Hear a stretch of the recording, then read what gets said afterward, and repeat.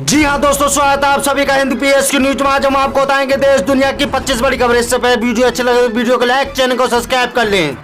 उत्तर प्रदेश के पूर्व मुख्यमंत्री अखिलेश यादव की बढ़ सकती हैं मुश्किलें। जी हाँ दोस्तों, दरअसल आपको बता सपा पूर्व विधायक रामललित चौधरी ने थामा सुभाषपा का दामन। जी हाँ दोस्तों, दरअसल आपको बता दें कि 3 बार लगातार सपा से चुने जा चुके हैं विधायक। जी हाँ दोस्तों, दरअसल आपको सपा पर लगाया अपरक्षण करने का आरोप।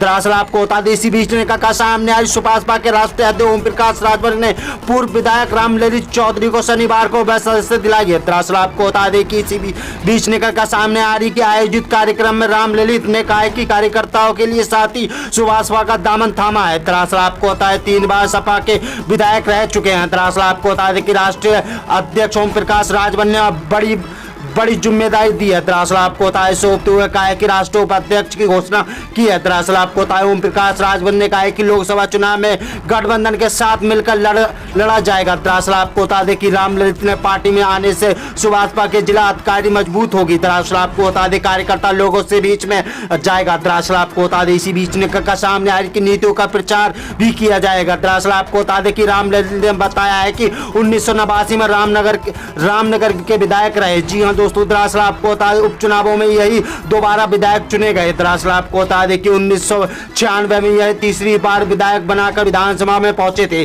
दरअसल आपको बता उन्होंने कहा है कि अब सपा पे पहली जैसी नहीं रही है। पुराने कार्यकर्ता पदाधिकारियों को पार्टी के नेतृत्व में लंबे समय से अनदेखा कर रहे हैं, इससे वे उपक्ष महसूस कर रहे हैं। दरअसल आपको बता दें कि इसी दौरान महादेवा के विधायक दूधराम ने कहा है कि राष्ट्रीय सचिव विनोद राजभर के ब्रिजभाषण मिश्रा अमन राजभर के जी हाँ रामनंद बुद्ध। जी हाँ दोस्तों, दरअसल आपको बता दें कि राहुल निवास के भी श्रीवास्तव आदि मौजूद रहेंगे। दरअसल आपको बता दें कि बढ़ सकती अखिलेश यादव की मुश्किलें। जी हाँ दोस्तों, दरअसल आपको बता उत्तर प्रदेश के लोकसभा चुनाव को लेकर बिहार के उप मुख्यमंत्री तेजस्वी यादव ने मोदी सरकार पर बोला हमला। जी हाँ दोस्तों, दरअसल आपको बता दें बिहार के उप मुख्यमंत्री तेजस्वी यादव ने शनिवार को कहा है कि मोदी सरकार पिछले गरीबी और दलितों के विरोध में है। उन्होंने कहा है कि जाति गणना का विरोध कर रही है। दरअसल आपको बता दें कि शनिवार को तेजस्वी यादव ने कहा है कि मोदी सरकार विरोध के बाद भी नीतीश कुमार के आरजेडी की मांग को जरूरी समझ रही है। दरअसल आपको बता दें इसी को लेकर डिप्टी सीएम तेजस्वी यादव ने कहा है कि जब देश के युग की सरकार थी तब मनमोहन लाल सिंह प्रधानमंत्री थे, जब लालू प्रसाद उनकी मांग की थी। दरअसल आपको बता दें कि उस समय मनमोहन लाल सरकार की जाति अतिरिक्त आरक्षण को कराया था। दरअसल आपको बता दें कि लेकिन बाद में मोदी सरकार आई तो उस पर रिपोर्ट को भी कष्ट बताकर खत्म कर दिया। दरअसल आपको बता ऐसे में मुख्यमंत्री नीतीश कुमार की बड़ी पहल की थी। दरअसल आपको बता दें इसी बीच में सामने आ रही कि जाति जनगणना की जरूरी बताते हुए तेजस्वी यादव ने कहा है कि समाज के जो अंतिम फायदा है वह मुख्य धाराओं पर आ जाएगा। दरअसल आपको बता दें समाज के सभी वर्गों के लोगों के बारे में भी सही विज्ञापन आ जाएगा। दरअसल आपको बता दें अनुरूप से उन वर्गों को भी लिए काम किया जा सकेगा। दरअसल आपको बता उन्होंने कहा है कि समाज के सबसे कमजोर और पिछड़े रहेंगे। दरअसल आपको उस पर टारगेट करके उनकी बेहतरीन के लिए काम हो सकता है। दरअसल आपको बता राज्य सरकार विकास की दिशा में यह बड़ा बदलाव लाएगा। दरअसल आपको बता दें कि इसी बीच सामने आ रही कि तेजस्वी यादव ने मोदी सरकार पर जमकर हमला बोला है। उन्होंने कहा है कि जाति जनगणना का विरोध किया है और तब तक आरजेडी की मांग मुख्यमंत्री प्रधानमंत्री नरेंद्र मोदी से मिलकर देश के इस पर जाति जनगणना की मांग की तो मोदी सरकार सांसद की उस पर नकार दिया। दरअसल आपको बता दें कि इसी बीच सामने आ रही कि बढ़ सकती है मुश्किलें। जी हाँ दोस्तों, दरअसल आपको बता दें कि भाजपा सरकार आई तो वह रिपोर्ट की कष्ट बताकर खत्म कर दिया। ऐसे मुख्यमंत्री नीतीश कुमार की बड़ी पहल हुई है। दरअसल आपको बता दें इसी बीच सामने आए नीतीश कुमार ने आरजेडी से मांग की कि जरूरी समझा इसकी शुरुआत होगी। दरअसल आपको बता दें इसी बीच सामने आ रही कि जाति गणना के बाहर भाजपा निशाने पर लेते हुए तेजस्वी यादव ने कहा है कि मोदी सरकार नहीं चाहती कि जाति जनगणना हो। दरअसल आपको बता दें कि बिहार से मोदी अमित शाह की बढ़ सकती है मुश्किलें। कांग्रेस के पूर्व अध्यक्ष राहुल गांधी की भारत जोड़ो यात्रा को लेकर मोदी अमित शाह की बढ़ सकती है मुश्किलें। जी हां दोस्तों, दरअसल आपको बता दें कांग्रेस उन सभी दलों और लोगों के संबंध में बनाए रखेगी। दरअसल आपको बता दें कि भारत जोड़ो यात्रा में शामिल हुए आरजेडी के समर्थन में कांग्रेस नेता ने कहा है कि अन्य छोटे दलों पर भी उनकी नजर है। दरअसल आपको बता दें विभिन्न माध्यमों से भी इन सभी लोगों को लगातार संपर्क में रखना चाहिए। दरअसल आपको बता इसके लिए डाटा बैंक भी बनाया जाएगा। दरअसल आपको बता साथ ही हर गाँव में 5-5 कार्यकर्ताओं को भी बनाया जाएगा, जिस लोकसभा चुनाव से पहले बूथ स्तर पर भी पार्टी का मजबूत दी जा सके। दरअसल आपको बता दें कि राहुल गांधी की नेतृत्व वाली भारत जोड़ो यात्रा 3 दिनों तक उत्तर प्रदेश में रही और 5 जनवरी को शामिल होते हुए हरियाणा में प्रवेश कर गई। कांग्रेस के नेताओं का दावा है कि आम मतदाताओं के अलावा वह बड़ी संख्या में व्यापारियों का, एनसीबीओ के प्रतिनिधियों, फिल्म कलाकार और अर्थशास्त्री पर भी इन दौरान राहुल गांधी ने मिले और अनुभव सजाया है। दरअसल आपको बता दें कि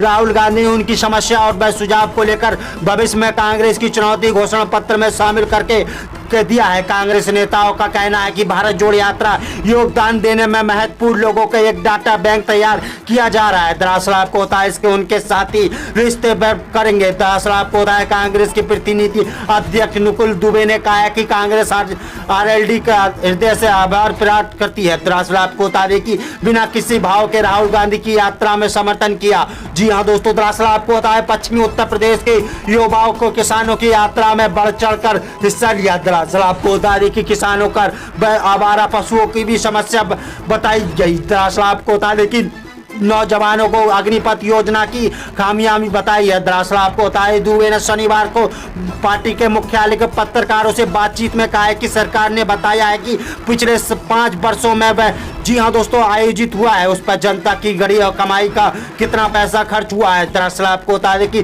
जनता को बताया गया है उन 3 पर सिमट गए माध्यम से लगभग 5 लाख करोड़ का निवेश आया था। जी हाँ दोस्तों, दरअसल आपको बता दें कर रखवाने पर भी उन्होंने योगी सरकार पर और मोदी सरकार पर जमकर हमला बोला है। जी हाँ दोस्तों, दरअसल आपको बता दें महाराष्ट्र के पूर्व मुख्यमंत्री उद्धव ठाकरे के नेता संजय राउत ने मोदी सरकार पर बोला हमला। जी हाँ दोस्तों, दरअसल आपको बता दें कि अपने विभाजित बयानों को चर्चा में रहने वाले शिवसेना के नेता संजय राउत ने एक बार फिर से सुर्खियों में रहने की वजह बने हैं। दरअसल आपको बता दें कि शिवसेना के उद्धव ठाकरे की जुट के नेता संजय राउत ने केंद्रीय मंत्रियों के लिए अपमान टिप्पणी करते हुए कहा है कि अन्य सभी मुद्दों पर बोलते हुए छत्रपति शिवाजी महाराज के अपमान पर नहीं बोलते। दरअसल आपको बता दें कि इसी दौरान उन्होंने केंद्रीय मंत्रियों के लिए आपत्तिजनक शब्द भी बोले हैं। दरअसल आपको बता दें कि पिछले कुछ वक्त से महाराष्ट्र में छत्रपति शिवाजी महाराज को लेकर राजनीति हो रही है। महाराष्ट्र के राज्यपाल भगत सिंह कोश्यारी के छत्रपति शिवाजी महाराज के बयानों पर था,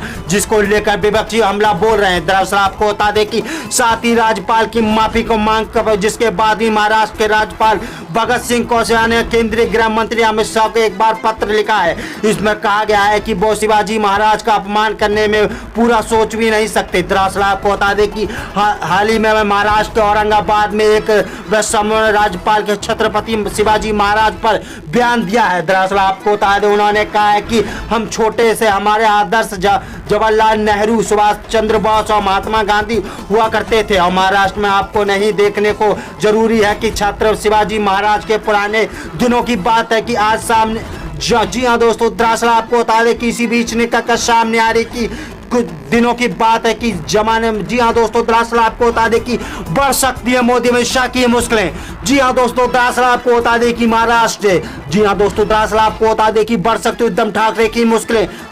जी हाँ दोस्तों, दरअसल आपको बता दें नेपाल के पूर्व प्रधानमंत्री ओली ने मोदी सरकार पर बोला हमला। जी हाँ दोस्तों, दरअसल आपको बता दें कि नेपाल की शत्रु भारतीय अध्यक्ष एवं पूर्व प्रधानमंत्री पी.के. शर्मा ने ओली ने शनिवार को एक बार फिर से भारत के खिलाफ अपना गुस्सा निकाला है। दरअसल आपको बता दें कि पड़ोसी देश हिमालय की देश में सरकार के गठन की वास्तविकता सूची ले रहे हैं। दरअसल आपको बता दें कि आयोजित के एक कार्यक्रम में ओली ने कहा है कि बाहरी ताकतों से नेपाल की सरकार में बनने में आवश्यकता रुचि पैदा कर ली है। दरअसल आपको बता दें कि ओली के समर्थन में CPN ने कहा है कि अध्यक्ष पुष्पा कमल दहले ने। जी हाँ दोस्तों, दरअसल आपको बता दें 20 नवंबर को चुनाव से पहले ही नेपाली कांग्रेस के, और जी हाँ दोस्तों, दरअसल आपको बता लोकतंत्र के वाम गठबंधन के तहत एक साथ चुनाव लड़ रहे हैं। दरअसल आपको बता लेकिन चुनाव के बाद भी नेपाली कांग्रेस के अंतिम समय में प्रचंड प्रधानमंत्री पद के से इनकार कर दिया है। दरअसल आपको बता दें, इसी बीच ने का सामने आ रही कि शनिवार को ओली ने कहा है कि पड़ोसी अभी भी दीवार लगाए देश के आंतरिक मामले को लेकर दखल देने की कोशिश कर रहे हैं। दरअसल आपको बता दें, ओली ने भारत के नाम के लिए बिना की जी हाँ नेपालियों के द्वारा बनाई गई सरकार है, नेपालियों की सरकार नहीं बनाने देने का प्रयास किए गए थे। उन्होंने कहा है कि पड़ोसियों का आग्रह किया है, हमारी सरकार गठन की प्रतिक्रिया को और ताकतों के नेपाल की राजनीतिक आर्थिक करने की कोशिश कर रही है। दरअसल आपको बता दें कि भारत के प्रधानमंत्री नरेंद्र मोदी की बढ़ सकती है मुश्किलें।